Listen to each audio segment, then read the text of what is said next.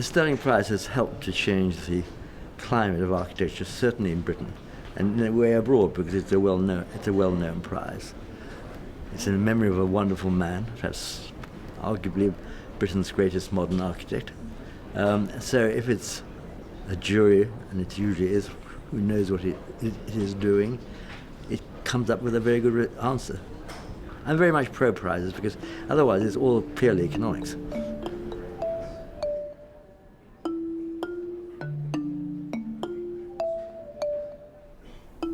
In 1996, Stephen Hodder and Partners project in Salford was named the first winner of the RIBA Stirling Prize. Judged against design ambition and the project's ability to engage with the public, the prize will recognise the UK's best building. The prize was named after one of the 20th century's most respected architects, Jim Stephenson. Not just the spirit of his work, which I think we're very influenced by, but when we started our practice, a lot of the ways that we worked, at the kinds of drawings we did, the way that we set things out, were based on the way things were done in Stirling's office. So we really kind of carried a culture that we learned from working with him into the way we started working with our own practice. So yeah, he was very, very important to us. So it would have been good to someday win Stirling for him, or in memory of him. Memory of our relationship with him. The prize sits at the heart of British architecture. It means so much to architects, not just those who win it. The nominees will see their work discussed in practices across the country and also with the general public. British architecture is amongst the best. I think it's maybe number 2 in terms of political prize, which is sort of the Nobel Prize, shall we say. It's slightly sad that many of the best buildings that done by British architects tend to be abroad. Having said that, at least it is good buildings. I'm not that nationalistic anyhow.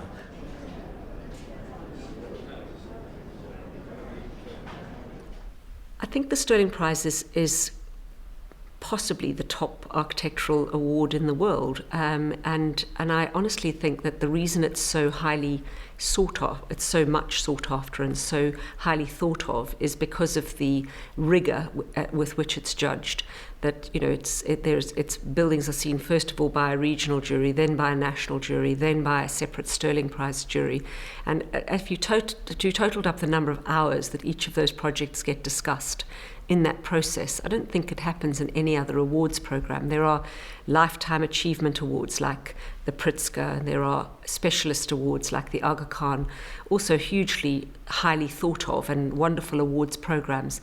But for just general architecture, but being able to get from, your sort of an ordinary old RIBA award, not that they are particularly ordinary, they're always wonderful to get, to this fantastic prize, which has been where your project has been, gone over in the finest detail by many, many people, discussed at many, many different levels, is just a huge honour. And I do think that every year the Stirling Prize takes architecture onto another level, and it's it's why everybody wants to win it.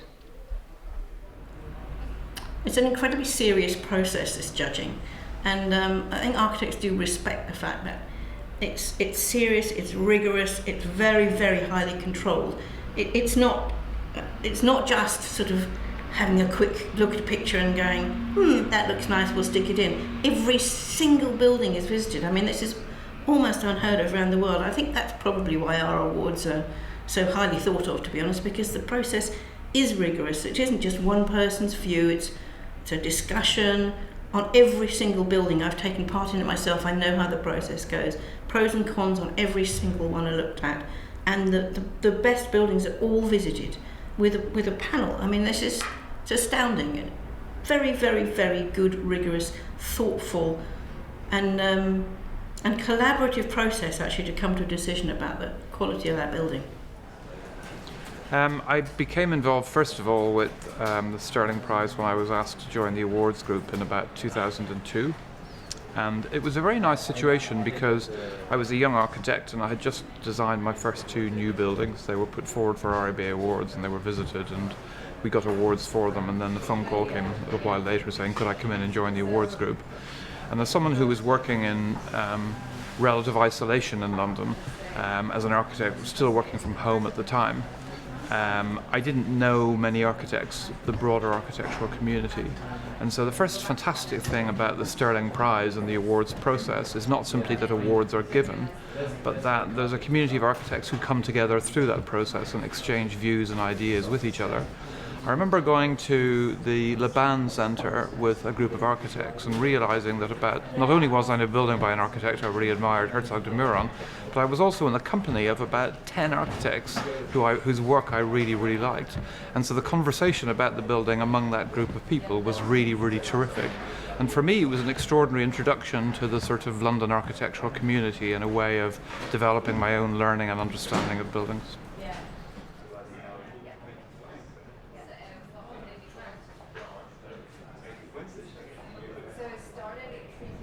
So the first stages of selection are beyond compare, and I would say are probably objective and reliable. The problem with any final selection, be it a book, a movie, a building, is that it depends on the chemistry of the conversation between the scrutineers on the day. So cumulatively, I think the Stirling Prize means a lot to the story of architecture, but from our experience, it means something to be on that shortlist, and then you surrender yourself to the luck of the draw.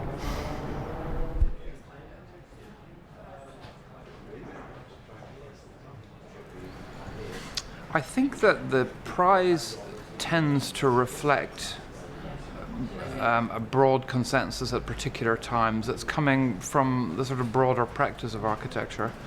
When I was involved in the prize for the first 7 or 8 years, I think it went for what I would think of as being more spectacular buildings. And I remember year after year there would be buildings where they were very, very obviously and overtly communicative. Many of them almost populist in terms of their appeal. And about 5 or 6 years ago, there was a little bit of a turn, and for the last, say, 5 years, the shortlists and the buildings tend to have been a little bit quieter. Now, it could be that that's because there's a different consensus among architects, and the group of architects running the awards are more attracted to quieter buildings. Or it could be that, in a sense, the kind of buildings that are produced during this period of time are different. We've always talked about, architecture and politics, you can't divorce them. At the same time, architects are involved in all aspects of construction, all areas. Our aim is to do the best jobs we can. The message to the public, I think, is good design, whatever. And you can do good design in all fields. I think it would be disappointing if it became a sort of PC process of only what's going to be politically acceptable to put on a shortlist. We have to, in a way, by it being an equal playing field, it at least raises a debate in the public realm, and the more that we can do that, the more that people will be interested in architecture, become interested in architecture, and of course that will be a positive in the future. The Stirling, I think, has been a great thing for the profession to get it out into the public realm. To get it on television was, fantastic. Much more interesting than, I think, or no less interesting, let's say, than an award for art or award for literature. In architecture is pretty difficult. It's as difficult as art and as difficult as literature. So it was great to see it have the same level of interest and exhibition in the public realm. So I think winning the Stirling Prize, for me, I think, communicates the role of architecture beyond the field of architects. I think when you're in this world of architecture, you can kind of get a sense of what a great building is. But I think that the Stirling Prize is really about communicating to that wider public what good architecture can be, and the difference it can make to people's lives. And it isn't just about the commercial benefits of architecture. It's a human spirit, a quality of life. And so I think to have that broader discussion and wider showcasing of amazing architecture, both small and large, is really what's extraordinary about the Stirling Prize.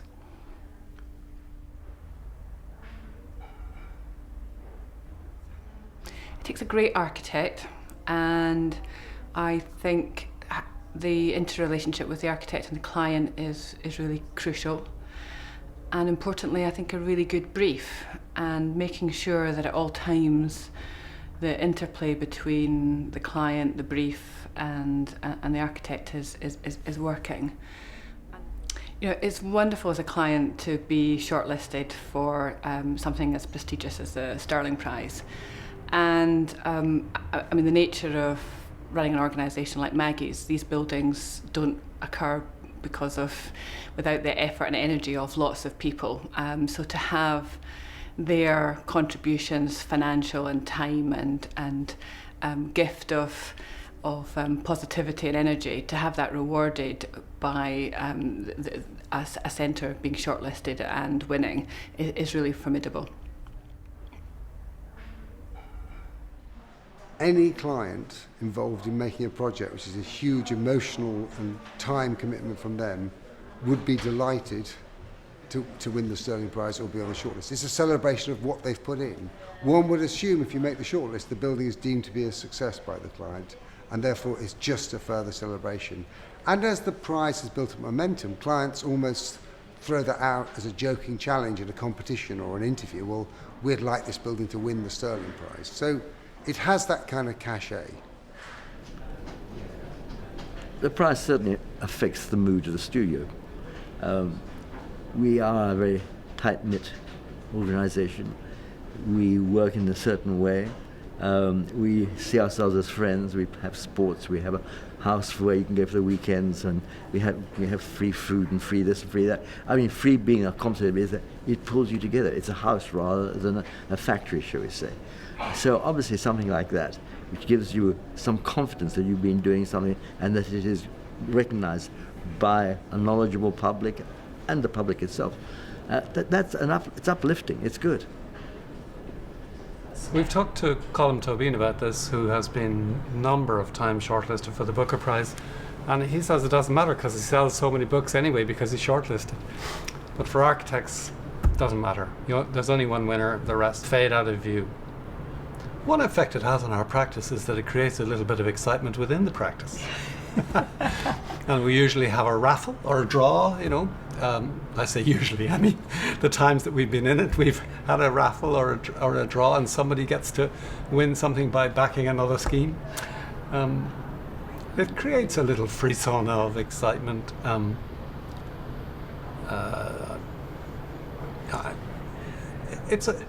But I think there is something, like what John mentioned, the Booker Prize. In the Booker Prize, the same judges read 130 books or something, and they shortlist a long list up to 20, and then they go down to 6 and they choose the one.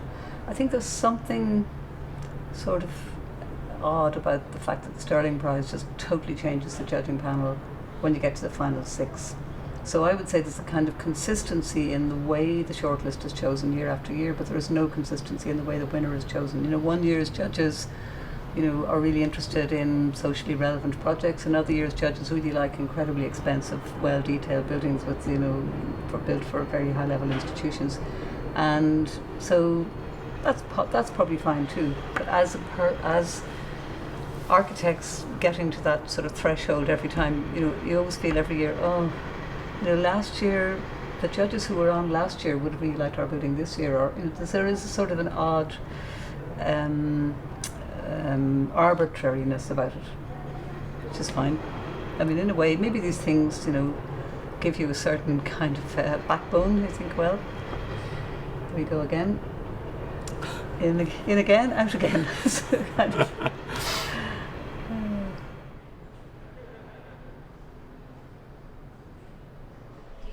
I think we were very, very surprised when Burntwood won it, not in a bad way, because fourth time on, we'd sort of insulated ourselves from any kind of expectation. And I think our view is, it's the next projects that are going to be the best projects. And funnily enough, by the time a building gets to be on a shortlist, you've finished it, you've left it. It might be a year and a half, 2 years old, so you're revisiting it. So we were delighted, and you could have an odds-on favourite that doesn't win. So that's the pleasure of the night. There are some big surprises to be had. There's absolutely no expectation that you will win it. Whatever the bookies say, and they're pretty smart people, because of that, you're comparing apples and pears. Very different projects, very different scales, very different budgets. So, there's no expectation, I think, on anyone that they might win it. But there's always hope. Architects live in hope. I can't remember my feeling that when I hear that we won or not won. Of course, one has one's own opinions. Having said that, I think the Stirling has got enough seriousness about it that one realizes that it's some group's serious consideration of what you've done. If I remember rightly, when the Maggie Centre got it, there was a winery in Spain, and it was a toss-up between the two of them. I know the jury also had the toss-up. I think he probably got the right one because it's about people, and I think buildings are very important, whereas wine is about people, but what it does to people rather than about people itself. But I would have been as happy on either. We lose sometimes which we think are better than the jury thought, but that happens to all of us. We aren't always right. I'm just one architect from sort of 40,000 architects around the world. We've got 29,000 architects in this country. I've never met two architects saying the same thing about any building or any design, actually. Show one architect a design, they can always improve on it. That's the truth. Because we're all individuals. I think we're trained to question everything. So we're never going to just be accepting of somebody else's views. Perfect, in my view. But where we do have an answer to an exceptional building, you can usually understand that. I guess everybody thinks there is a building somewhere that should have made a Stirling shortlist or should perhaps have won the Stirling Prize from the shortlist. There's certainly a couple of buildings I've been to that I think I wish they'd put them back in again, because they definitely win. If you get it, it's great. If you don't get it, you're probably slaying off the one who won it, but that's all right. No, it's good. You mustn't be taken too seriously. I think it's important that we realise that lots of very good buildings haven't had prizes.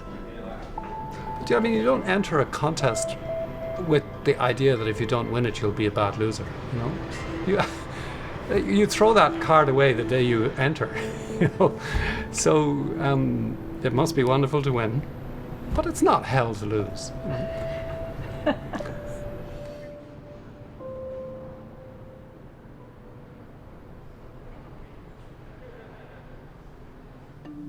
This year, the Architects Journal decided to put together its own alternative jury.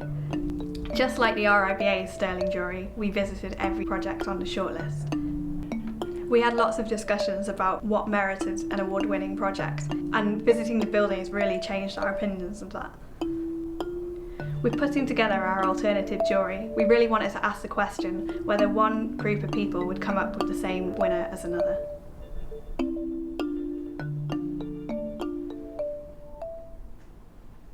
We were charmed and seduced by Loyne and Company's outhouse because it's really beautiful. But it's really easy to be charmed and seduced by somebody's private, beautiful home in a beautiful part of the countryside in Herefordshire. And you have to look closer than that at the architecture and see how it works. And it works beautifully, this house. There's a really lovely relationship between the architect and their client at this building.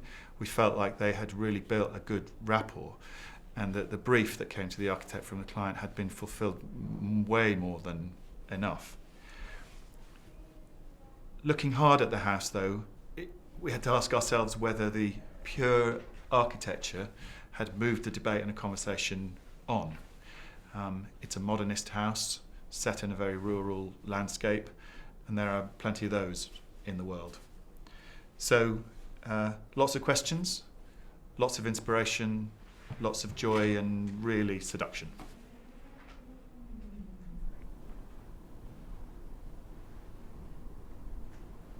From the outside, there are these very well put together brick buildings, really lovely outside spaces. It was definitely one of those spaces where I felt as a non-property owner that I would really like to live here. And it works really well at a bit of city at that practical level. So it is beautifully knitted in. It has done that thing of connecting to other existing streets, of creating walkways through for people. And unlike lots of the rhetoric on schemes like this, it's actually doing that for real. So while we were there, we were seeing people walking through the site. We literally did see someone sit down on one of the benches and open a book. People had taken ownership of those spaces, so that was wonderful. So it was making all the right moves, but was it something that was special enough to lift it into the realms of being a winner? We'll have to see.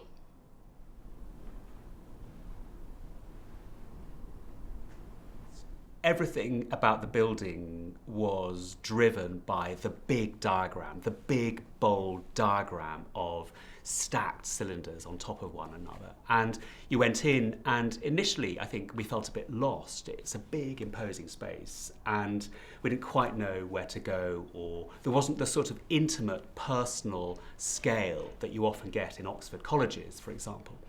But the building is impressive. It's made out of beautiful stuff, and the light is good, the circulation is good, all the big moves are great. But I think we came away thinking that the big move of the diagram, the big, bold move of those stacked cylinders and the circulation was driving all of the other decisions, which meant that the offices crammed around the back of the circulation weren't as delightful. And actually we didn't sense that the life was being lived in that big spiral atrium at all. It was actually happening in little pockets of space, the staff room, the student common room, and a little sitting area over the front entrance.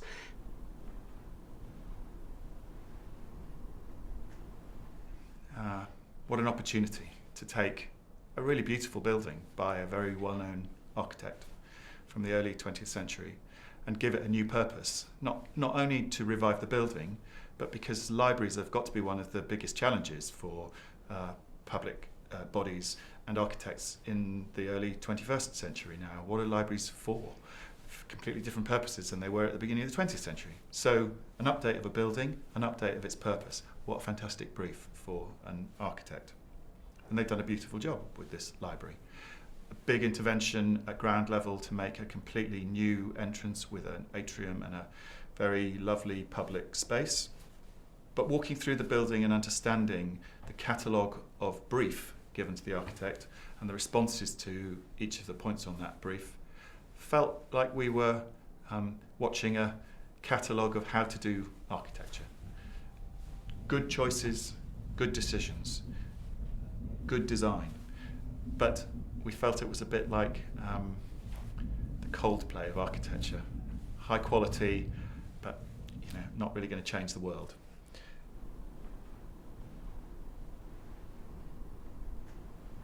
It is a living, breathing organism of a building, this functioning sixth form educational space. So you have these very refined spaces, this traditional portico space for when you arrive, but it's covered in students who are having a cigarette in between classes or having a chat. And then the building itself, once you go into the atrium, it really starts to reveal itself in a very interesting way, and you realise exactly what the architects have managed to do here. So really, I think the special thing about this building is it is about relationships. It's about the relationship of architecture to the city, it's about the relationship of the architecture to the individual student and the time that they must have studying there, and the relationship of the architecture to this really individual programme, and it all fits together really well. So you forgive it those moments where it looks a little bit cheap, or it hasn't been able to pull off the magic of a project on the higher budget. It's architecture as support structure for human life, which is really the most important thing.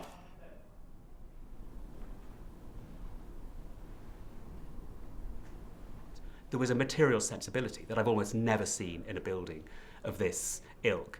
There was a precision that is extraordinary, that I really think is remarkable, and maybe the sort of building you'd see once every 10 years or 20 years or so. The staircases were some of the most beautiful spaces I've ever been in terms of how they looked, in terms of how they felt, and in terms of how you touched this incredible, polished, precast handrail that spiraled up and had to be made to tolerances of less than 1 millimetre. And the bricks in those staircases were fantastic. The generosity in the kitchens that had natural light in for the chefs, all of those things were wonderful.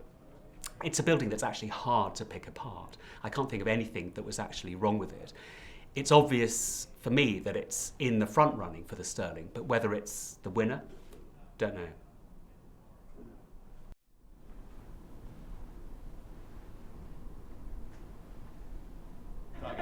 So this is a really interesting list, right?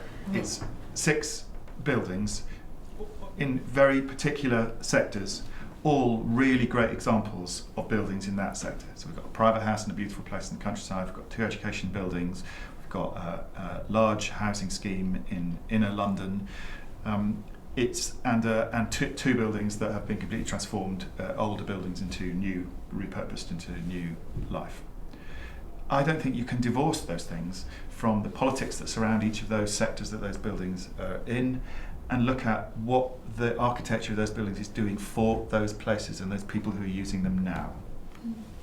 I think also you need to look at how hard the architect has had to work in each case, and in certain cases architects for the buildings on this list worked harder, had to push more boundaries than others. And I think the gallery, Caruso St. John, worked really hard. I mean, obviously it's an exquisite building. It's an architect right at the top of their game. We sort of basked in the skill of that architect to be able to pull that off and do it with that client and that place, etc., etc.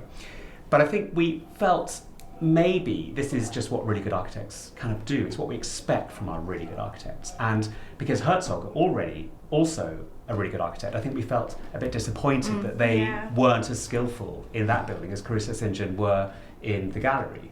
Do you agree with that? Yes, but the building felt like a slight imposition onto the institution. I mean, the institution loved it, but it felt slightly like the institution had to adapt to the building, and maybe that was going to be beautiful, but it meant the building felt much more just like an object, a sculpture, rather than something that was really integrated with the life of the people in the building. Yeah. I guess as well, like, we walked into Newport Street earlier today and I kind of felt like I didn't want to love that building. I didn't want it to win. But then... But that was tough, right? It's really hard. Yeah. It's so beautiful. It's so well detailed. But then when we went to Glasgow and we looked at that building and we understood the story of how that building got made, understood the place where it's built, the specific location, the city, the purpose, the young people who are coming to live and learn there in a very specific set of trades, right next to an incredibly important river in our country that drove our shipbuilding industry for decades and decades. What an immense amount of work that those architects had to do to respond to all of those things, and I think they responded absolutely perfectly and beautifully. And it changed the relationship to the river, from the city. Like the river was forgotten in that area before, and they brought it back into people's consciousness, I think. For me also it showed how much difference architecture can make, because I think with Caruso St. John's building, again, you know, the client David Hurst, he wanted architecture. He's in that world, he kind of got it.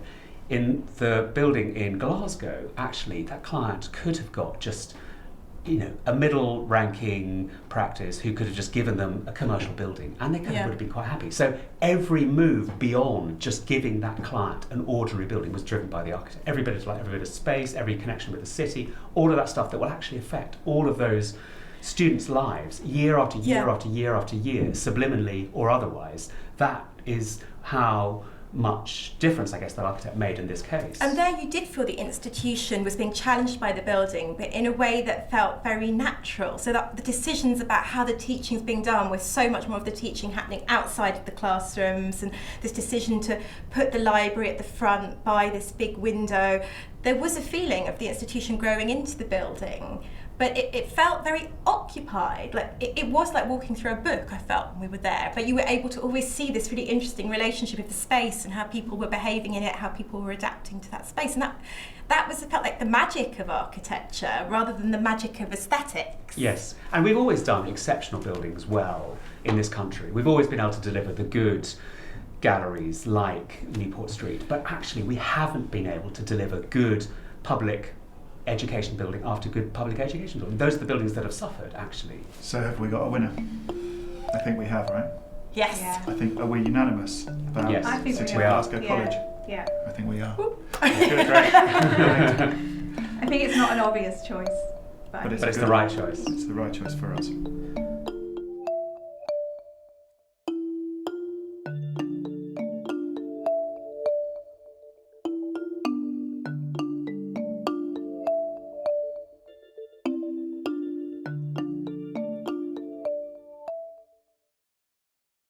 And we had our own little fantasies about winning the Stirling Prize, which is in any case